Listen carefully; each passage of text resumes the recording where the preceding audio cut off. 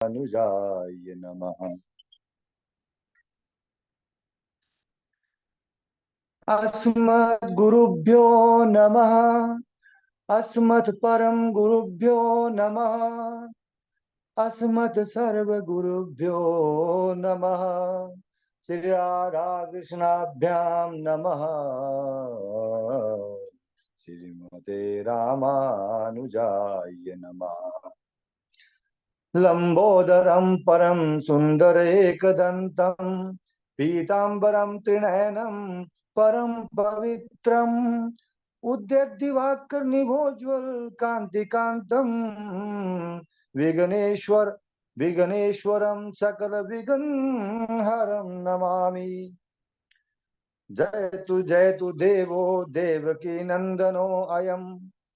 जयतु कृष्णो वृष्णिवंश प्रदीपः। जयतु मेघ श्यामलः कोमलांगः। जयतु पृथ्वी भारनाशो मुकंदः। बर्ह बर्ह पीडम नटवर बपु कर्णयो कर्णिकारं बिभ्रद्वासः कनककपिशं वैजयन्तीं च मालां रन्ध्रान् वेणुरधरसुधय पूरयन् गोपवृन्दैः बृन्दारण्यं स्वपदरमणं प्राविशद गीतकीर्तिः। रामाय रामभद्राय रामचन्द्राय वेधसे रघुनाथाय नाथाय सीताय पतये नमः। अंजनानंदनं वीरं जानकी शोकनाशनं कपीशमक्षहन्तारं वन्दे लंका भयंकरम्। भक्त भक्ति भगवंत गुरु चतुर्नाम बपु एक। इनके पद वंदन के नासत विघ्न अनेक। नासत विघ्न अनेक। अनंत कोटि ब्रह्मांड नायक अचिंत्य कल्याण गुण गण विधान सर्वेश्वर सर्वाधिपति अकारण करुणा वरुणालय सच्चिदानंद घन परमात्मा श्री राधा कृष्ण एवं गुरु जी के युगल चरणारविंदों में दास का बारंबार प्रणाम। साथ ही साथ समुपस्थित भागवत भक्त भागवत कथा अनुरागी भगनी बंधुओं, आज मैं आपके समक्ष समुद्र मंथन और मोहिनी भगवान की कथा लेकर के समुपस्थित हो रहा हूं। आशा कि आप ध्यान मग्न होकर सुनेंगे। श्री सुखदेव जी कहते हैं, हे परीक्षित, 5वें मनवंतर में रैवत नामक मनु हुए। बलि बंध्यादि प्रभु पुत्र थे उनके। विभु नामक इंद्र, हिरण्य, रोमा आदि ऋषि सप्त ऋषि थे। उनमें शुभ्र की पत्नी बैकुंठा से भगवान ने अवतार लेकर बैकुंठ का निर्माण किया था। इसका संक्षिप्त वर्णन करके श्री सुखदेव जी आगे कहते हैं, 6वें मनवंतर में चाक्षुक मनु हुआ, जो चक्षु का पुत्र था। भगवान संभूति से अपने अंश अवतार रूप में उत्पन्न होकर अजित नाम से प्रसिद्ध हुए। एक रूप से कच्छप रूप धारण करके और दूसरे रूप से समुद्र मंथन करा के देवता और असुरों की सहायता करके समुद्र मंथन से 14 रत्न निकाले थे। परीक्षित पूछे, हे ऋषिवर, भगवान को समुद्र मंथन करने की और अमृत निकालने की क्या आवश्यकता पड़ी? कृपा कर यह कथा आप विस्तार पूर्वक सुनाइए। दुर्वासा जी दुर्वासा जी एक बार भगवान के धाम गए और भगवान ने अपनी प्रसादी माला दुर्वासा जी को प्रदान की। ऋषिवर वहां से वापस आ रहे थे कि उन्हें रास्ते में इंद्रदेव की सवारी मिली। ऋषि ने इंद्र का स्वागत करके अपने गले की प्रसादी माला इंद्र के गले में डाल दी। इंद्र ने अभिमानवश मद के कारण यह माला अपने ऐरावत हाथी के सिर पर डाल दी और ऐरावत ने उसे अपने पैरों तले रौंद दिया। जानते हो इसका परिणाम क्या हुआ? जब ये सब दुर्वासा जी ने देखा तो जो क्रोधावेश में आकर शाप दे डाला, अय घमंडी इंद्र, तूने प्रभु द्वारा प्रदान की गई प्रसादी माला का इस तरह अपमान किया। जा तू अभी के अभी श्रीहीन हो जाए। यदा दुर्वाससः शापात सेन्द्रा लोकास्त्रयो नृप निःश्रीकाश्च भवन्तस्तत्र नेषुरिज्या दया क्रिया।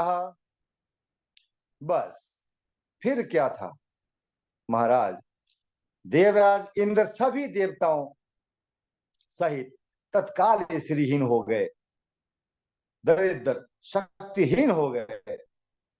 असुर गुरु ताक में थे, कब जैसे मौका मिले, इससे अच्छा अवसर कब मिलेगा? और क्या चाहिए था इसके बढ़कर? शुक्राचार्य हैं तुरंत असुरों को स्वर्ग पर आक्रमण करने के लिए आदेश दे दिया। आक्रमण, सारा स्वर्ग दैत्यों से भर गया और देवताओं से दैत्यों ने स्वर्ग छीन लिया। सारे देवतागण सारे रोते चिल्लाते गोविंद की शरण में आन पधारे। भगवान बोले, भाई तुम्हारा वैभव श्री समुद्र में, वैभव इत्यादि सभी समुद्र में समाहित हो गया है। अब तो एक ही रास्ता बचा है शेष। देवगण बोले, महाराज वो क्या है? प्रभु बोले, समुद्र मंथन करना पड़ेगा, तभी बल पराक्रम जो भी है आपका श्री सब वापस मिलेगा आपको। देवगण बोले, प्रभु समुद्र भला कैसे मंथित हो सकता है? भगवान बोले, तुम अकेले थोड़े ही हो, अरे दैत्यों से सहयोग लो। भगवान ने कहा, भाई कूटनीति का प्रयोग करिए, और कूटनीति ये कहती है, अर्यो अपि ही संधेयः सति कार्यार्थ गौरवे अहिमूषकवत देवा हयर्थस्य पदवीं गते। अहिमूषकवत, जैसे परिस्थिति आन पड़े, विपरीत आई, तो सांप ने भी चूहे से मित्रता कर ली और अपना कार्य सिद्ध करवा लिया।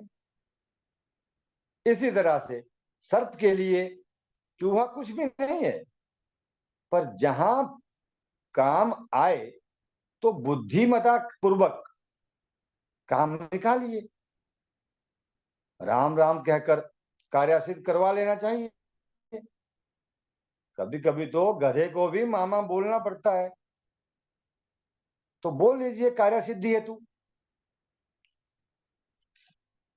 सुर नर मुनि सबके यह रीति, स्वार्थ लागी करही सब प्रीति। देवताओं को बात जच गई और उन्होंने दानवेंद्र बलि के सामने समुद्र मंथन का प्रस्ताव रख दिया। तो और साथ में ये भी कहा, महाराज बलि, समुद्र मंथन से जो भी अमृत प्राप्त होगा उसे हम सभी देवता और दैत्य आधा आधा बांट लेंगे और हम अमर हो जाएंगे। फिर चाहे लड़े डंडे पड़े या लात घूंसे मिले, मरेंगे कोई भी नहीं। तो इस तरह से दानवों ने भी कहा, भाई ये तो यदि ऐसा है तो फिर देर किस बात की, नेकी और पूछ पूछ, चलो चलते हैं देवता और दैत्य सभी मिलकर के लगे करने प्रयास। अब जब प्रयास कर दिया शुरू, अब समुद्र मंथन करने से पहले मंदरांचल पर्वत को उठाया और फिर सारे चल दिए। पर विघ्नेश्वर नाराज हो गए, विघ्न हरण नाराज हो गए गणेश भगवान जी। अभी एक ही कदम चले थे कि पर्वत हाथ से छूटकर धड़ाम से नीचे गिर गया। सभी देवता और दैत्य सबके हाथ पैर टूट गए। असुरों ने तो झट से हाथ जोड़ कर कह दिया महाराज के भाइयों, हमें नहीं पीना अमृत वमृत कुछ नहीं, और दूर जाकर खड़े हो गए। देवताओं ने प्रभु श्री हरि जी का ध्यान किया और प्रभु श्री हरि जी ने जो गरुड़ पर सवार होकर अजित भगवान के रूप में प्रकट हो गए और इस तरह से अजित भगवान का प्रादुर्भाव हुआ। बोलिए अजित भगवान की जय। अब जब अजित भगवान जी आए तो उन्होंने कहा देखो भाई देवताओं और दानवों, घबराओ मत, इस पर्वत को मैं ही ले चलता हूं। गिरिम चारोप्य गरुड़े हस्तेन केन लीलया। प्रभु ने एक हाथ से ही पर्वत को उठा करके गरुड़ पर रखकर समुद्र तट पर पहुंचा दिया। अब जाओ रस्सी की व्यवस्था करो भाई। दानवों और दैत्यों को कहा। अब दोनों दानव और देवता बासुकीनाग के पास गए। बासुकीनाग जी से प्रार्थना की कि महाराज आप देखिए, हमने समुद्र मंथन करना है, मंदरांचल पर्वत को हमने मधानी बना दिया है, तो अब रस्सी का तो व्यवस्था करनी ही पड़ेगी, तो कृपा करके आप रस्सी बन जाइए, सूत्री का रूप ले लीजिए। तो उन्होंने बासुकी ने कहा देखो भाई ठीक है, मैं रस्सी तो बन जाऊंगा, पर मुझे मिलेगा क्या? यदि अमृत में हमारा हिस्सा होगा तो ठीक है। बस सभी ने हामी भर दी। बासुकी नाग को लाकर मंदरांचल के चारों ओर लपेटा गया। भगवान ने सोचा कि जो मुख की ओर लगेगा उसका तो बासुकी नाग द्वारा छोड़ी गई जहर की फुफकारों से सत्यानाश हो जाए, सर्वनाश हो जाए। तो जानबूझ करके देवताओं को इशारा किया। तो देखो भाई देवताओं, आप उच्च कुल में प्रादुर्भूत हो, जन्मे हो और क्षत्रिय ब्रह्मनिष्ठ हो, इसलिए आपको रस्सी बने बासुकी के मुख की ओर लगना चाहिए। और इशारा भी कर दिया कि जरा चुप रहना। दैत्यों से कहा जाओ पुंज की ओर लग जाओ। और अब क्या था फिर, दैत्यों को दैत्य भी अपनी पर उतर आया और कहे आपने क्या हमें इतना नीच खानदान का समझ रखा है? अरे हम कश्यप ऋषि के पुत्र हैं, हमारा जन्म उच्च कुल में हुआ है। तो इस तरह से कोई ऐसे वैसे वंश में हम नहीं उत्पन्न हुए घटिया। महाराज समुद्र मंथन होए या नहीं होए, आगे लगेंगे तो हम ही। ना गृहिण्यो ना गृहिण्यो वयम पुच्छम हेडवम हेडंगम मंगलम। भगवान बोले नाराज काहे हो रहे हो भाई, अभी केवल विचार विमर्श ही तो हो रहा है।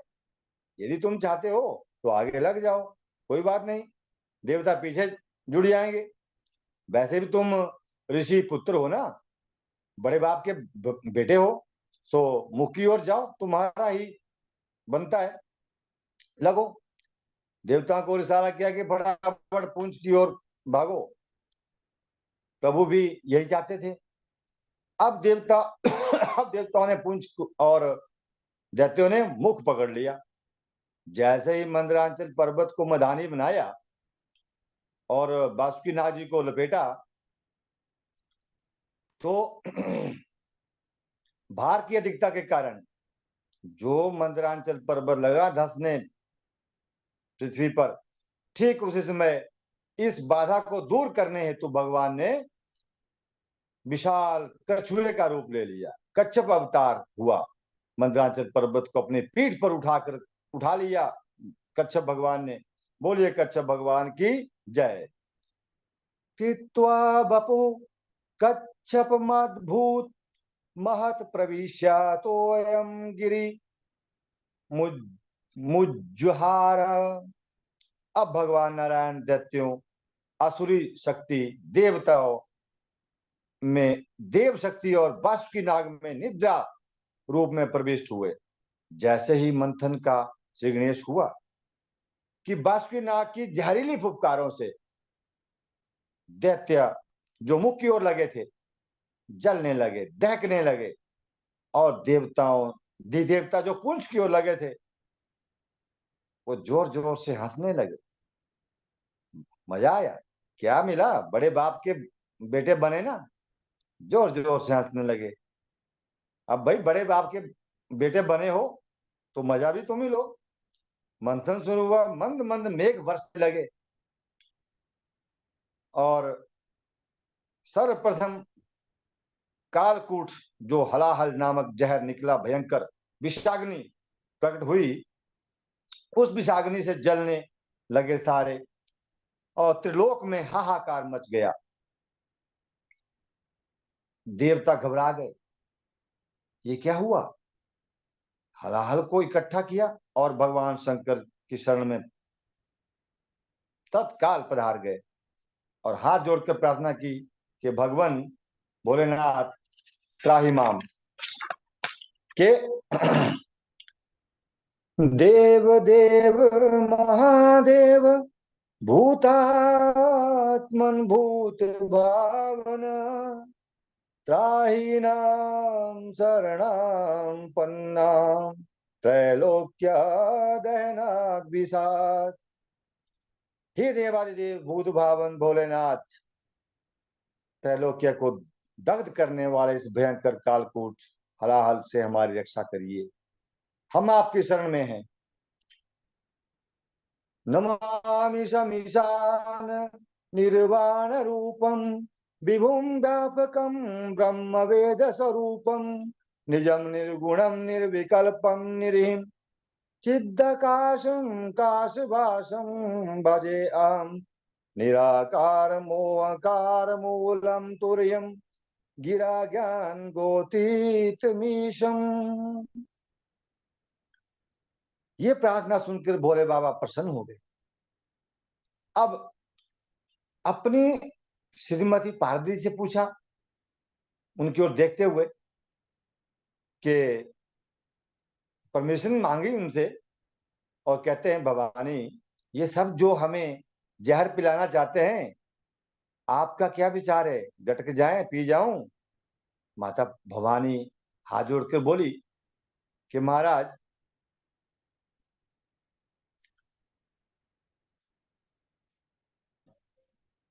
आप वही करो जिससे संसार का कल्याण हो, ब्रह्मांड का जिससे कल्याण हो, आप वही वही करिए। भोलेनाथ बोले क्या मतलब भवानी, हम जहर पी जाए। भवानी बोली महाराज कौन कहता है, कौन पतिव्रता अपने पतिदेव को जहर पीने के लिए तू प्रेरित करेगी, भले ही उसका पति सामर्थ्यवान ही क्यों ना हो। तो माता भवानी सब कुछ समझ गई, समझ रही थी। बोले शंकर हंसते हो बोले हम सब समझ गए, तुम क्या कहना चाहती हो भवानी। सबका भला इसी में ही है कि सबके बदले हम ही सारा जहर गटक जाएं, कालकूट हम ही ग्रहण कर जाएं। इसलिए प्रभाववान प्रभाववान वमोदता माता भोलेनाथ के स्वभाव और प्रभाव से परिचित हैं, और माता सती उनके स्वभाव और प्रभाव से परिचित होती हुई उनका स्वभाव कैसा है। कर्पूर गौरं करुणावतारं कपूर जैसे गौर वर्ण के हैं भोलेनाथ और करुणाशील हैं। प्रभाव की तो बात ही क्या, उनको कभी कुछ हो ही नहीं सकता। प्रोक्ष अनुमोदन करती हैं। भोले शंकर समझ गए, बोले भाई लाओ सारा जहर, हम ही गट जाते हैं, कहाँ है लाओ। ततः ततः कर्तलीकृत्य व्यापी हलाहलं विषम् अवक्ष्यन् महादेव कृपया भूत भावनः। अंजलि जोड़कर भोलेनाथ ने तुरंत प्रभु श्री राम का नाम लेकर के विषपान करना प्रारंभ किया। इतना पता है कि जैसे ही जहर भीतर जाएगा, हृदय में मेरे प्रभु श्री राम जी विराजे हैं, कहीं उन्हें कष्ट तो ना हो जाए। तो अगर इस तरह से मैं बमन कर दूं, उल्टी कर दूं, तो सारी सृष्टि ही समाप्त हो जाएगी। अब क्या करूं। और अंत में उन्होंने जो जहर था वो राम का नाम लिया, वही उनके लिए आसरा बना। जैसे ही राम रा बोला तो मुख का जो द्वार है वो खुल गया और जहर मुख के अंदर गटका उन्होंने। मां कहने पर मुख बंद, रा म जब बोला तो मुंह बंद। इस तरह जहर जब मुख में ही गया तो गले के पीछे पीछे अटक गया। राम नाम के बीच ही सारा जहर, सारा कालकूट अटका रहा, ना भीतर गया ना बाहर। नाम प्रभाव जान सबनी को, कालकूट फल दीन अमी को। इस तरह से राम नाम के जो प्रभाव से ये सारा जहर शिव जी ने अमृत जैसा बना दिया और भोले शंकर का कष्ट एकदम, जो कंठ था वो कंठ एकदम नीला हो गया। इसी के कारण भोलेनाथ कहलाए नीलकंठ। अब जब नीलकंठ कहलाए तो बोलिए नीलकंठ भगवान की जय। विषपान करते समय भगवान की हथेली से जो 1/8 बूंद नीचे धरती पर गिरी, उससे सांप बिच्छू और औषधियों ने उसे ग्रहण कर लिया। सांप बिच्छू ने भी ग्रहण किया, जिससे वे भी विषैले हो गए। अब देवगण भोले बाबा का जयकारा करते हुए पुनः समुद्र मंथन करने लगे और अब की बात तो ततो भवत कामधेनु गाय प्रकट हुई। इस प्रकार से ये बता रही है शंकर जी ध्यान। भगवान शिव शंकर के सभी नामों में नीलकंठ का नाम उत्तम है, क्योंकि उससे उनका साधु स्वभाव, परोपकारी स्वभाव सभी प्रकट होते हैं। इसलिए तो कहते हैं ओम नमस्ते अस्तु भगवन विश्वेश्वराय महादेवाय त्र्यंबकाय त्रिपुरांतकाय त्रिकालाग्निकालाय कालाग्निरूपाय रुद्राय नीलकंठाय मृत्युंजय सर्वेश्वराय सदाशिवाय श्रीमंचकार गले नीलम श्रीमन्महादेवाय नमः। चकार गले नीलम कंसारोर्चि विभूषणम। भोलेनाथ ने कालकूट विषपान किया है, मस्तक गर्म हो गया होगा, गर्मी चढ़ गई होगी, चंद्रमा परम शीतल है, माथे पर विराजमान रहेंगे तो शीतलता दिमाग में आती रहेगी। और भोलेनाथ ने जब विषपान किया था तो बाबा का समस्त शरीर गर्म हो गया था, ढीला हो गया था। भोले बाबा को इतनी गर्मी चढ़ गई कि मस्तक पर चंद्रमा, सिर पर गंगा, गौरी पार्वती जी के साथ विवाह हिमालय की बेटी और हिमालय पर ही वास कर लिया। हिमालय चाहूं और बर्फ की शीतलता ग्रहण किए हुए, तो हिमालय भी शीतल, पार्वती भी शीतल, चंद्रमा माथे पर विराजमान भी शीतल, गंगा सिर पर शीतल, चाहूं और शीत वातावरण बन गया, और तब जाकर गर्मी शांत हुई। बोलिए भोलेनाथ भगवान की जय। इस तरह से जब पुनः समुद्र मंथन हुआ, तो हविर्धानी तथोभक्त कामधेनु गाय प्रकट हुई। ऋषियों के लिए दान किया गया उसका।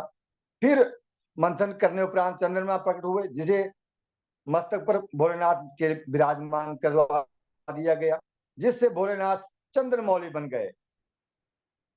इस तरह से फिर ऐरावत हाथी निकला, जिसे इंद्र भगवान को दे दिया गया। उच्च श्रवा घोड़ा निकला, जिसे बलि को दे दिया गया। और कौस्तुभ मणि निकली, जिसको नारायण भगवान जी ने अपने कंठ में विराजमान किया। रंभादिक अप्सराएं उद्भूत हुई, जिन्हें स्वर्ग में बैठा दिया गया।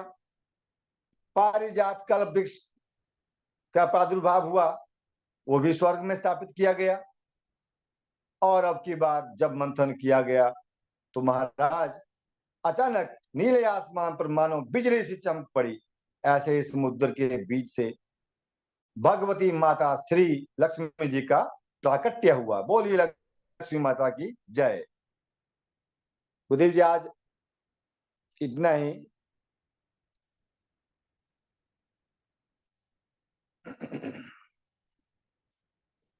जी गुरुदेव जी।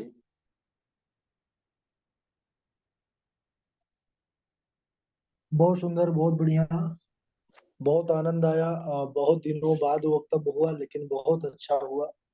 ठाकुर जी की कृपा बनी रही आपके ऊपर। क्या तैयारी कुछ खास नहीं थी मेरी, नहीं आज कुछ तैयारी खास नहीं थी, नहीं मैं बस आते ही थोड़ा हो गया, देखा थोड़ा सा। बिल्कुल जी बहुत अच्छा। फिर भी आपने बहुत अच्छा बोला, बहुत बढ़िया से सुनाया है। ठाकुर जी की कृपा बनी रहे। धन्यवाद इस गुरुजी, प्रकार बहुत आप जो है अब कंटिन्यू जुड़िए जी प्रयास। गुरुदेव। ठीक है। गुरुजी शिवरात्रि भी जी नजदीक है। गुरुदेव। आज भगत जी ने बहुत सुंदर प्रसंग सुनाया, बहुत सुंदर, मन खुश हो गया डॉक्टर साहब। धन्यवाद गुरुजी, बहुत बहुत धन्यवाद। आभार। शिवरात्रि भी नजदीक है, शिव जी का प्रसंग सुना दिया, मजा आ गया।